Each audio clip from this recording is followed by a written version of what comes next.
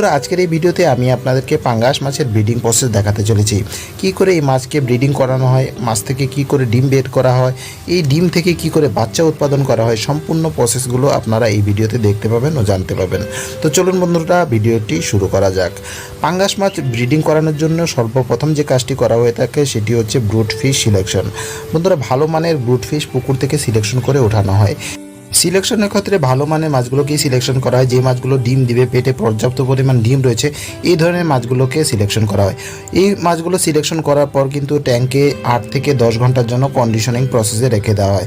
এতে করে মাছের বডি তৈরি হয়ে যায় বা মাছ রেডি হয়ে যায় ব্রিডিং করার জন্য বা ডিম দেওয়ার জন্য।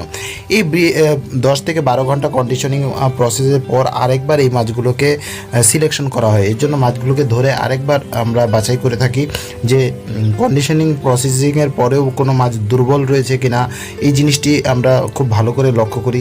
যদি দুর্বল থাকে বা ডিম দেওয়ার অযোগ্য হয়ে যায় সেক্ষেত্রে সেই মাছগুলোকে রিজেক্ট করে দেওয়া হয়। আর যদি ভালো মাছ থাকে, যে মাছগুলো ডিম দিবে, ব্রিডিংয়ের জন্য প্রস্তুত রয়েছে, মাছগুলোর নড়াচড়া ভালো আছে, মাছগুলো ভালো দৌড়াদৌড়ি করছে, মাছের শরীরে স্পিড রয়েছে, এই ধরনের মাছগুলোকে আমরা সিলেকশন করে এই মাছগুলোকে ব্রিডিং করানোর জন্য হরমোন ইনজেকশন পুশ করে থাকি। হরমোন ইনজেকশন প্রয়োগ করার জন্য দুই ধরনের হরমোন ইনজেকশন প্রয়োগ করা হয়ে থাকে। একটি হচ্ছে পিজি বা যেটি গ্ল্যান্ড রয়েছে মাছের শরীর থেকে বের করা হয়, আরেকটি রয়েছে সিনথেটিক হরমোন, যেগুলো বিভিন্ন কোম্পানি তৈরি করে থাকে। এই দুটি হরমোন দিয়ে কিন্তু এই মাছকে ব্রিডিং করানো হয়ে থাকে।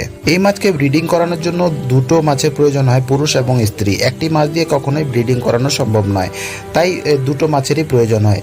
এর একটি অনুপাত রয়েছে 1:1, মানে একটি স্ত্রী মাছের জন্য একটি পুরুষ মাছ ব্যবহার করা হয়ে থাকে।